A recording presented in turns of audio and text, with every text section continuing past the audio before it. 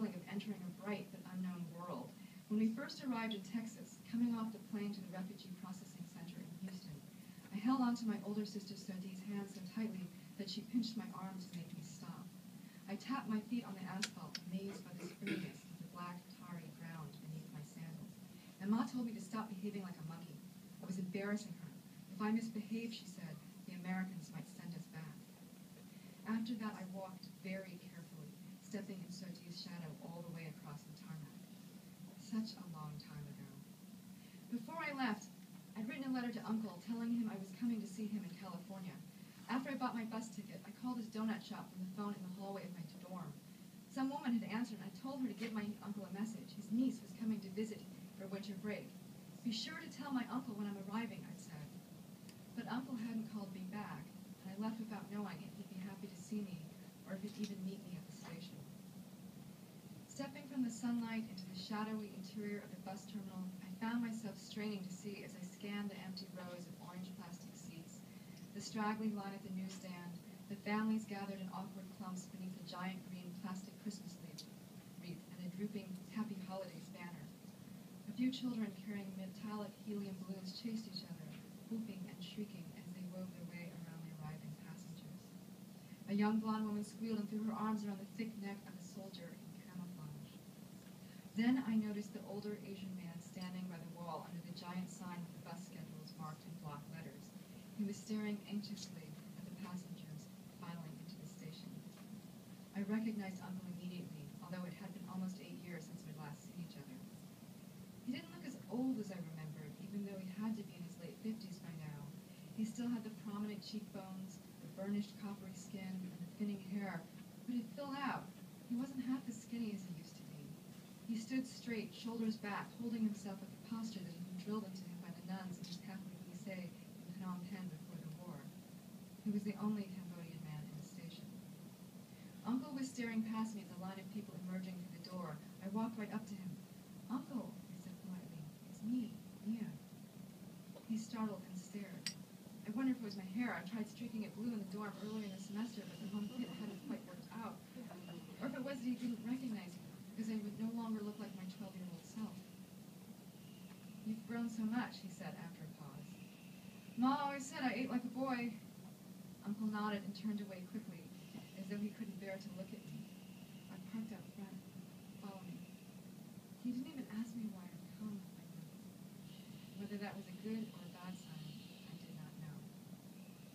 Okay, so that is the beginning. That is the opening when this young Cambodian refugee comes to confront her father in America. Thank you. And later, we're going to have the wonderful international singing sensation Laura Tagore Mom coming. She is a Cambodian American who actually grew up in the Bay Area, and she went to UC Berkeley, and her mother, I don't know if you might have read one of her books, her mother's name is Tita Bud, and her mother was profiled in one of Dith Pran's books, Children of the Killing Fields, because her mother was a Khmer Rouge survivor. And now Laura is a singer in the Bay Area and also in Cambodia, and she's had a really cool contract in Cambodia for her music. She does original songs in Khmer and in English, and she's had some really cool, awesome music videos, which you can find online.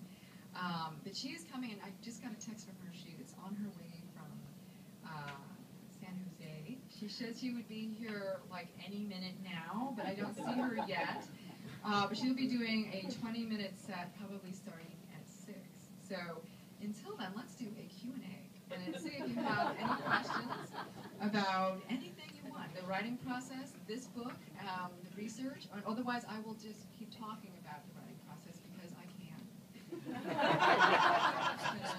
So, question. The family that you wrote about, they moved to Texas. Do you still have connections with it? No, unfortunately, I lost connections with the family I first met in South Dakota, who had to flee to Texas, and I was just a kid. There was no internet. I do not know to this day what became of them. It's kind of haunting.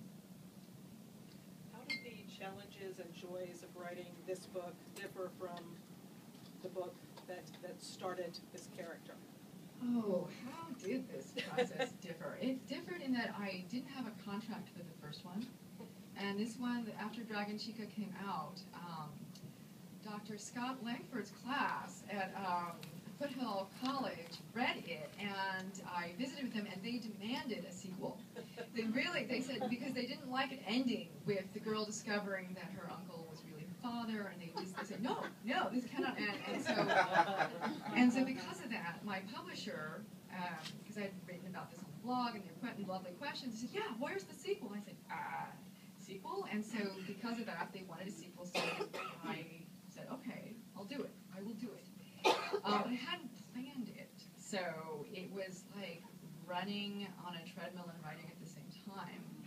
I've never had to write under that type of deadline pressure and to get it out so fast. And so that was the biggest difference, I think.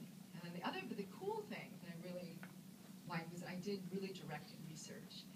And one of the things that I wanted to know, because the uncle's character didn't actually live through the Khmer Rouge era. He managed to get out just before, as some people did. And that's why he was able to sponsor the family tonight, which is a backstory that I needed to explore more. And so I was able to track down 3 people who had been in Phnom Penh before the rise of the Khmer Rouge, and who had memories of Cambodia as a beautiful and functioning country. Not as Khmer Rouge survivors, because I talked to a lot of them, but they have very specific memories, and many of them had been children before the Khmer Rouge. But these are people who'd been adults. One was Dr. Franklin Huffman, who founded basically the study of Cambodia at Cornell, and he had been in Cambodia in the 60s working on his PhD.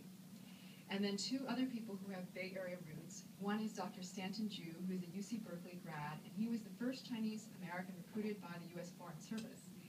And in 1956, he was sent straight out of his PhD program to Phnom Penh.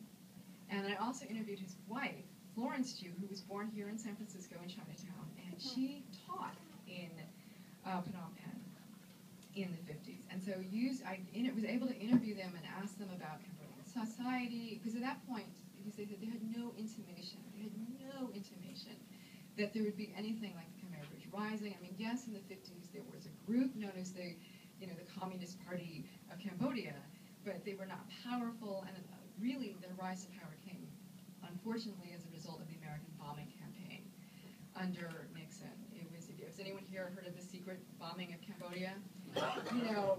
If you're a certain age, you have. If you are younger, you might not have, because it hasn't been taught in our universities by and large, or our high schools. But when Kissinger and Nixon decided to bomb Cambodia under the menu bombing campaign, in which they divided up Cambodia into regions based, and they named them after menu items: breakfast, lunch, dessert.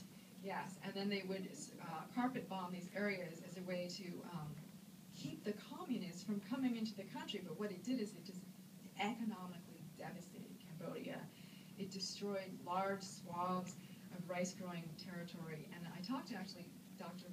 Huffman, and he was saying that it was beneficial to him as a scholar of language, because it forced all of these people to evacuate from all parts of the country, and they converged upon the capital, Phnom Penh. And so Phnom Penh went from a city of 500,000 to a city of 2 million in the space of 4 years because of the bombing campaign. And as a result, all these people who spoke different dialects and different regional languages all came together in one area. So he said for him, for his dissertation, it was great, because you had these people who would have had to go all over the country to interview them. And now they were all living side by side in very makeshift refugee camps. And I actually described that in a scene in Tiger